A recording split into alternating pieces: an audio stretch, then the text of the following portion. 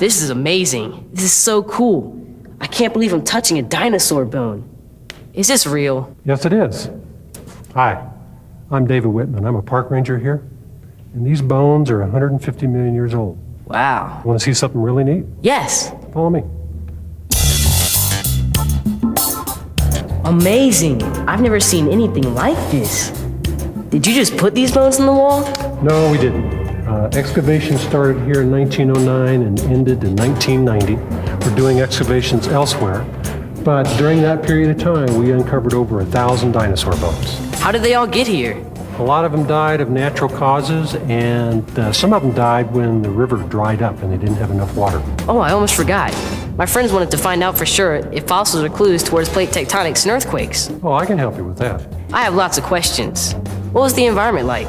Well, this was the bottom of a river, and the area was flat, arid. There were a lot of plants growing along the rivers, and of course that's where the dinosaurs congregated. Another question. How warm was the climate? It was hot year-round, and the reason for that was that this area was a lot closer to the equator 150 million years ago. So over the last 150 million years, because of plate tectonics or continental drift, this area has moved northward 400 miles. It's hard to believe that land can actually move that far. I read in a book once that no one believed Alfred Wagner in the early 1900s when he proposed the idea known as continental drift. What is continental drift? It was a theory that stated that the continents were once one large landmass called Pangaea. Clues indicate that in the last 200 million years, the continents have moved or drifted horizontally to their current locations. The revised theory called plate tectonics explains why continents drift.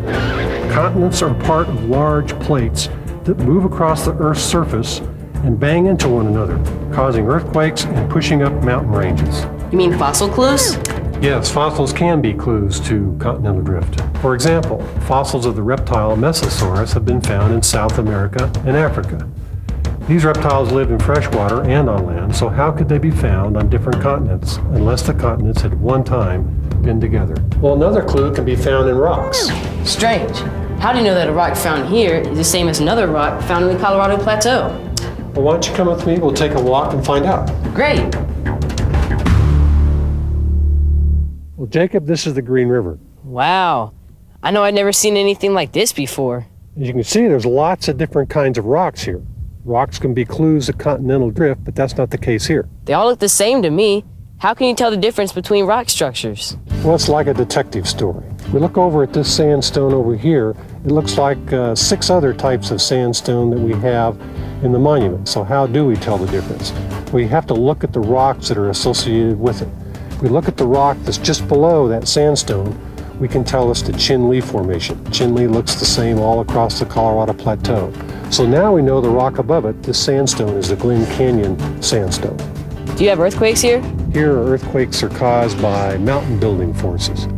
So 65 million years ago, as these flat rocks were being pushed up into an arch, earthquakes occurred. If you've ever seen a cake in an oven, it'll rise and rise and rise, but at some point, what happens to the cake if it rises too much? It has to sink back down eventually. Yeah, it'll collapse. Well, the same thing happens with rocks.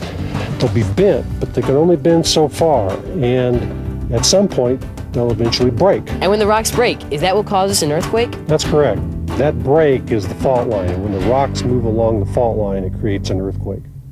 Well, have I answered all your questions? Yeah, I can't wait to go email the treehouse detectives. Well, do you have some time to go look for some fossils? Sure. All right, let's go.